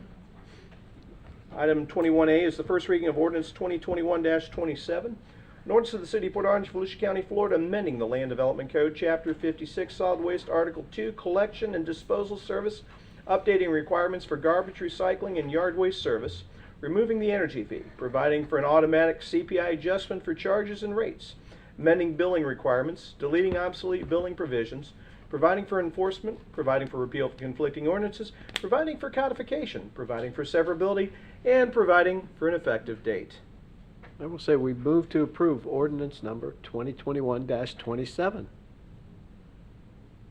Scott, can I have a second? Second. The item is open and on the floor for discussion. Hello, Lynn. Hello. Lynn Stevens, Public Works Utilities Director. Good evening. We're here to talk about the solid waste ordinance, followed by the resolution. So hopefully we can combine the conversation into one. Well, So we'll be reviewing both. With that in mind, I would entertain council, if I read the resolution, we'll open both items at once, and then we can officially. Thank you. Thank you. That is a stellar idea. I gotta get it where I can read it. The funding resolution that goes along with that is resolution number 21-57. Resolution of the City Council of the City of Port Orange, Florida, Volusia County, Florida, establishing revised service charges and rates for collection and disposal of solid waste, superseding prior resolution and providing for an effective date. Move to approve resolution number 21-57. Second. The item is open and on the floor for discussion along with the first item, A and B, for items 21. Thank Terrific you. idea you had. Thank you, Mayor. So this is basically coming back to you after our August 24th workshop, where we discussed the rates and the level of service and the rate study that was conducted. So tonight we're going to talk a little bit about where we are currently, our current operating overview, just very briefly, the rate study that was conducted by GSG, as well as our recommendations in the ordinance and the resolution. Of course, you know that our rates were established in 2014, our current rates. They have not changed since 2014, even though our expenses have increased steadily over the last few years. Level of service remains unchanged with the new contract that goes into effect November 1st. You have 2 days a week, garbage pickup, unlimited yard waste at the curb for residents, as well as once a week recycling and bulk pickup curbside. Waste Pro was awarded the bid in 2011. It was a 5-year term. We did exercise the renewal option for an additional 5-year. That expires in September. In other words, has just now expired. We do have our new contract that begins officially November 1st, starts our new contract. We did start the newer contract prior to that, where we had a transition plan in case there was a different company selected, but we have stayed with Waste Pro. And that contract was awarded, I believe, in April of this year. So our financial overview, as you can see here, we're required to have a fund balance of 25 to 30% of our expenses minus transfers. If you look at our expense line, our expenses have continuously increased since 2014. Our revenue has stayed relatively flat. We have had some new customers come on board, but again, we haven't had a rate increase since 2014. Our fund balance has steadily declined with our increase in expenses. Of course, to compensate for those expenses, we have used fund balance. Our 2021 projected, if we do not increase rates, will fall well below what are required by city policy, what our required fund balance should be. This gives you an overview again of our major expenses. Waste Pro is Waste Pro is simply responsible to collect debris at the street, collect our commercial customers. They take that to the landfill. We pay the landfill tipping fees direct to Volusia County. They also take our recycling to gel recycling, which is also located at the Tomoka landfill. We pay gel directly. If you recall, back in 2017, we lost revenue. We used to make minor revenue from recyclables, but the market fell out. We started costing us money in 2019 and 2020. Our expenses have increased dramatically for recycling. We've kind of offset those by stopping the recycling of glass, which really has no market value. So we tried to curb and offset some of those increased expenses by reducing some of the non-profitable.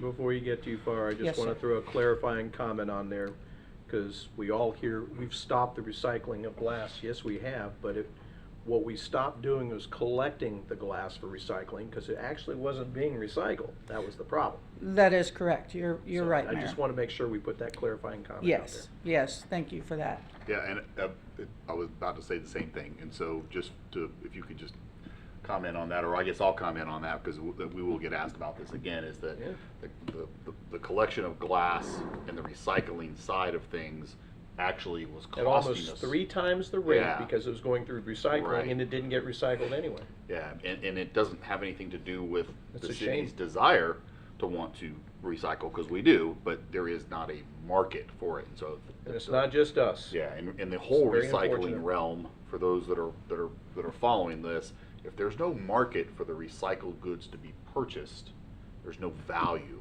which means they're gonna end up in the landfill at higher cost. Accurate? Accurate. All right. Very accurate. Sorry to interrupt. Nope, no Thank you. problem. Very accurate. So in 2018-19, we started to see that fund balance dropping because of the increased cost of recycling. The bids were scheduled for a new contract, so we did go out for a new collection contract. We didn't want to adjust rates till we knew what that new contract was going to come in at. We did contract with Government Services Group for rate evaluation. We did that in June. We finished all that information, provided it to the council in August. Their recommendation is here with an increase over the next 5 years for residential rates. They came out with a per unit dwelling of $271 a year to come to your house and pick up garbage. So to pick up your garbage, your yard waste, your recycling, and as you know, there's no limit to what we pick up outside your house. Very different than many other communities, by the way. I just gotta say. I feel bad that they have to keep picking up our diapers every week. There's no limit to those. I'm sure. And I gotta say, it's a bargain because it's to me, it's worth way more than $271 a year for them to come to my house and get rid of my garbage. No, it's not. 271 is perfect. It's a bargain. It is a bargain. So it's also going to increase our commercial customers. So it's not just residential customers that are going to see this rate increase in the resolution. The resolution also reflects the increase in rates to our commercial customers as well. So our non-residential rates will be about $8.41 a cubic yard for collection. That's the recommendation. Ranges depending on the dumpster size and the number of days that it's collected.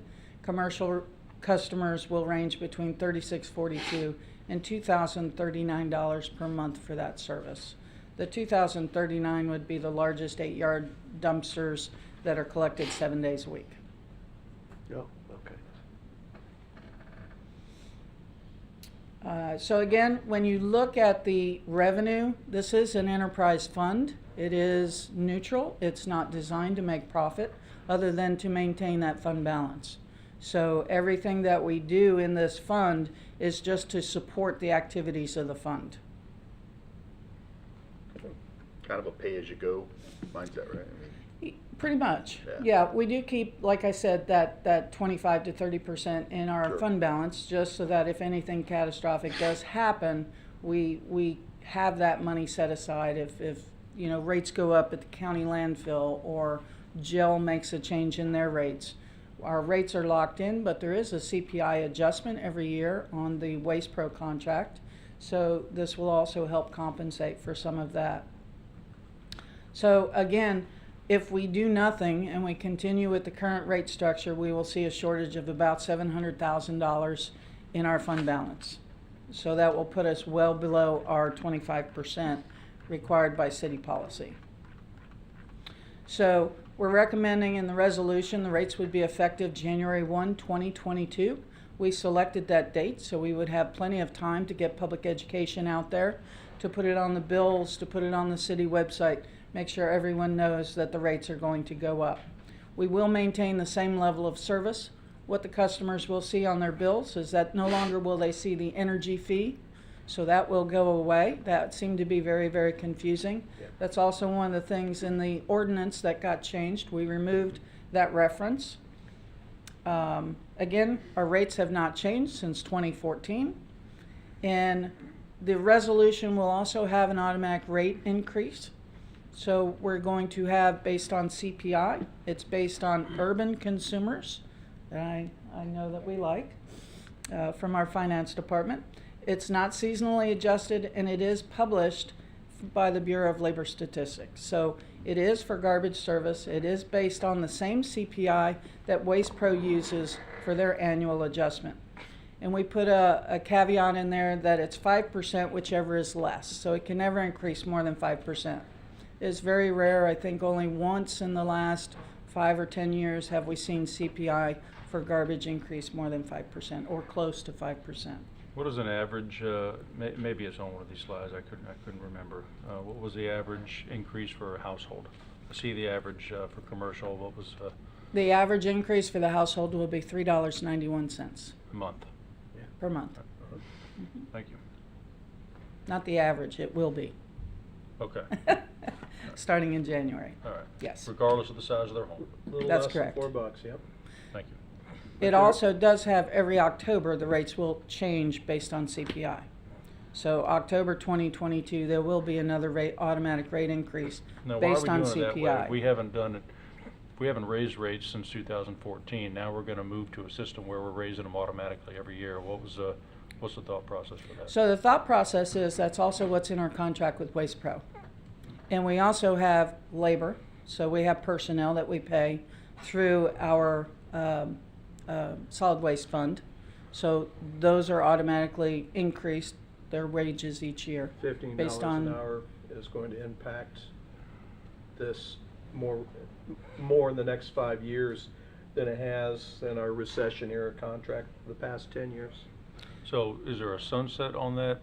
I mean, we're, at what point is it? So there how is do we no start pricing sunset in the people? resolution. However, it is designed that if the fund balance gets up towards the 30% mark, then staff would reevaluate and recommend an increase less than the CPI. And we would bring that to council if we're going to do something less than CPI. That's what I was gonna say. The resolution gives you authority to go under that CPI adjustment if council so chooses. It will let you depart to go lower. So if the fund balance does not need the funding of an increase, then there would be less of an increase or even no increase. And that would come back to council to approve. Makes sense. Okay. And I would definitely think that in the next 5 years, which we're kind of looking at some of the examples, there's no forecast on the horizon for the cost of this type of service to become less. So I think having some type of a marginal, cost plan tied to the CPI makes some know sense. the cost of labor is going to go up. It's a given. How much, we're not certain of, but when you mandate an increase in minimum wage year by year by year by year for until 2026, the company that provides us our service, I want them to remain fully staffed. I don't want service interruptions, particularly, and that's part of it. The other unknown is the landfill, the county landfill. We've not seen an increase for a very long time in the county landfill tipping fees. Don't say that out loud. Well, just to lay all our cards on the table, they're going to have to They're gonna meet the evaluate their $15 fees an as hour wage as well. So Yeah, there's nobody. at some point in time, it will impact us. There's nobody not getting impacted by that, one way or the other. Good, bad, right, wrong, and indifferent. Some way, one way or another, somehow. And honestly, Lynn, I was going to throw this out to you too. I know in August you had a rate comparison and of the residential rates, and even with this jump, we're still in the middle. We weren't anywhere near the top, if I remember correctly. That's correct. We just happen to have that slide for you. We pulled that up. Funny you should mention that, Mr. Mayor. We don't know what the other communities are going to do with their rates. We know that Ponce Inlet recently increased theirs, so did City of Edgewater. I'm not sure what the other cities and county are going to do with their rates. I assume the $15 an hour is going to impact them as well. We got to believe that they're not lowering their rates from what they are now. So. But this gives you an idea of where we are now. We're right in the middle. We looked at Ponce Inlet, Edgewater, Daytona Beach, Volusia County, Daytona Beach Shores, and Ormond Beach as our neighbors. And I consider us a full-service city when it comes to this service. And if we're right in the middle to provide full service 2 times a week, so you don't have. That's the debate a number of people had with me. It's like, well, I'm okay with one, but not everybody is okay with one pickup a week. Right. And when you've got smelly diapers, you're probably not okay with one pickup a week. So we're a full-service city. Yes, we are. Yeah, and I'm speaking out in opposition. I'm going to support, because this is where we have to go. But it's just another live, real, impactful example of simple, basic economics. That when people, look at this, oh wow, $15, we finally get to pay people more. Well, it's going, and I'm kissing you on one cheek and slapping you on the other. So that's and I'm just tired of doing that. Yeah, but I know we have to. I understand that. It's just I'm venting right now for the public to understand. Again, as an enterprise fund, it's not a profit-making fund.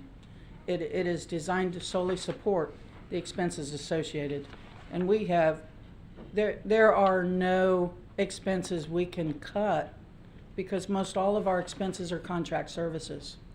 So we're Whatever the market reliant brings. on those contracts, and we have to meet those obligations of the contracts in order to provide service.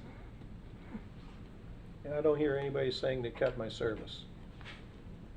Oh, heaven forbid we go to one trash pickup per week, and boy, you forget to put your can out that one day, and you got 2 weeks of trash next time around. Ooh, doggy. Yeah, that's if we're gonna maintain and be a full-service city, this is the cost of doing it. Fortunately, it's a little under $4 a month. Any comments or questions of staff before we go to the public? Thank you, Lynn. Nice job. Welcome. Would anyone here care to speak to the item? Robert. I was looking your way.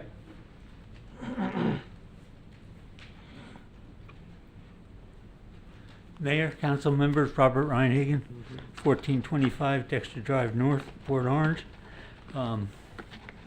Just one comment, and that has to do with paragraph 5, page 5, paragraph D and E.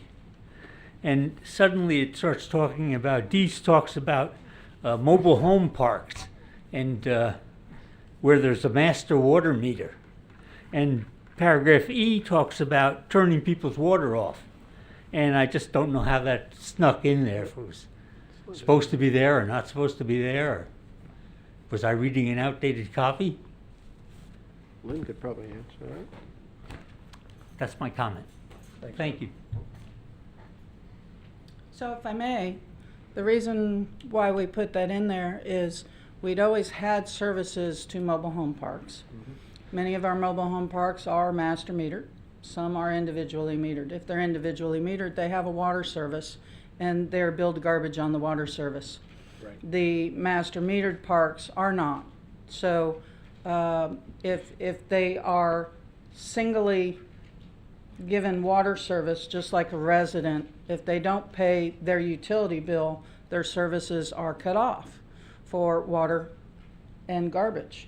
So the same thing would apply in a mobile home park if they have an individual meter, that they don't pay their utility bill and part of that utility bill is garbage service, then they would not have water service as well as garbage service. On the master meters, we clarified the master meters for mobile home parks that claim vacant lots. And we needed to clarify that in the ordinance for staff, for enforcement. Vacant lots are mobile home parks where there is literally no mobile home has ever been set on that lot. So there's been no capacity already established for that piece of property. Gotcha. Therefore, they are given the half rate vacation status, if you will. They're still charged for service, but they're charged half the rate of service like you would if you were on a vacation status in a residential home. And just to add to that, paragraph E that was referenced is not an addition to the code. That's existing language from the code. Probably been there, I think, 20 years or more. Thank you, Lynn. Perfect. Anyone else? We hope so. Back to us, council. Final comments or questions? There being none, on ordinance 2021-27, call the roll. Councilmember Tremont. Yes. Councilmember Stiltner. Yes. Vice Mayor Bastian. Yes. Mayor Burnett. Yes, 4-0. On resolution number 21-57. Councilmember Tremont. Yes. Councilmember Stiltner. Yes. Vice Mayor Bastian. Yes. Mayor Burnett. Yes, 4-0 on both. Good to see you. That brings us to item 22.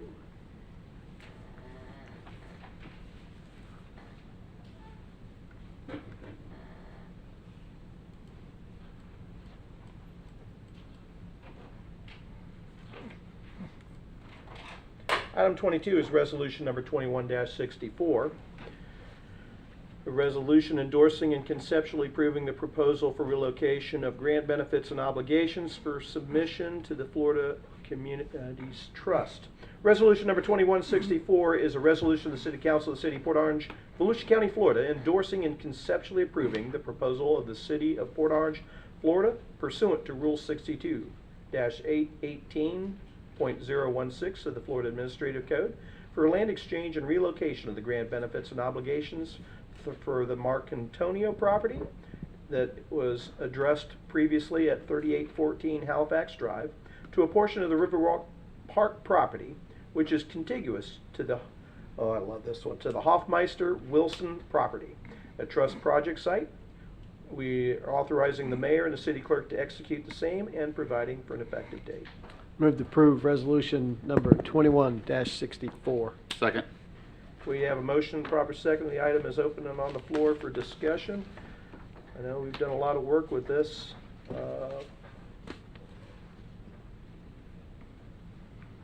Wayne, who's recapping this one for us? Mr. Bourbon, Community Development Director. Who? Never heard of the guy. That's my dad. No, that's That's Tim Berman, funny. Community Development. Yeah, basically, staff has been working with Florida Community Trust the past couple months here, and basically this is just to shift some grant obligations from a property southwest corner of Herbert Street in Halifax toward the city's Riverwalk Park area. Then again, when this obligation was put in place back in 2004, the city had a different vision for kind of how Riverwalk was going to lay out. Now we've got a great park at that location, and we want to take those obligations and assign it to the Riverwalk Park, where we already have those grant obligations met and exceed kind of what was initially proposed in 04 then. So it's basically just making that change, and like I said, staff has been working with Florida Community Trust, and this is just one item we've got to get checked off then. So if there's any questions, happy to answer anything. This is certainly something that is important for the greater scope of the Riverwalk project. And we've talked a number of times about how the concept of what we've done down there has changed from when we first, I say we as a council, and back in the 20th century, in the late 1990s, the concept and the layout, it was going to be a long, continuous, thin park, and instead now we have a very wide 10-acre park, and we're still going to have water access with a lot of other things to continue. And certainly it's great to see that we're doing the things we need to do to show flexibility as we've changed with the plan. Council comments or questions? Just a quick comment, and you're right, Mayor. I'm glad you brought that up, and I think we all wish this cumulative project hasn't taken so long to get to where we're finally trying to go. But some of those unintended consequences have really worked out very well, and this is one of those areas where we can point to as something that worked out in the greater benefit of the community, because this really large park feature was not part of the original concept. And the reason I wanted to mention that is there was an event this past Friday, and wow, was it incredibly well attended. So if there was ever any doubt, and I know a lot of that predates all of us, but if there was ever any doubt on anybody's mind if that was going to work out the way the vision was, if you were there Friday night and you saw what I saw, it was really, really amazing to see. So kudos to the staff to continue to stay on top of this, work these things out for us, and the community definitely ended up with a much, much better project in that part of the area. So we might not have the mixed use portion. We do have a restaurant coming, but the promise of the public portion of this has been delivered, and delivered brilliantly. A lot of Very hard well. work by a lot of people that came before us and us. Yep. Other comments, council? Questions? Let's hear from the public. Anyone here care to speak to this item? There being none, back to us. Final comments or questions? On resolution 21-64, call the roll. Councilmember Tremont. Yes. Councilmember Stiltner. Yes. Vice Mayor Bowser. Yes. Mayor Burnett. Yes, 4-0. Additional items, city attorney. None tonight. Excellent report. Item 24, city manager. I will not be able to live up to the attorney's style, but just one brief thing following up on the Riverwalk conversation. So we are pretty close to what might be 3 offers on the Riverwalk property, and the realtor firm Colliers that we have hired to broker the site for us has suggested that we may want to come in front of council to discuss this and bring the actual people who are making the proposals for you to hear all 3 of them.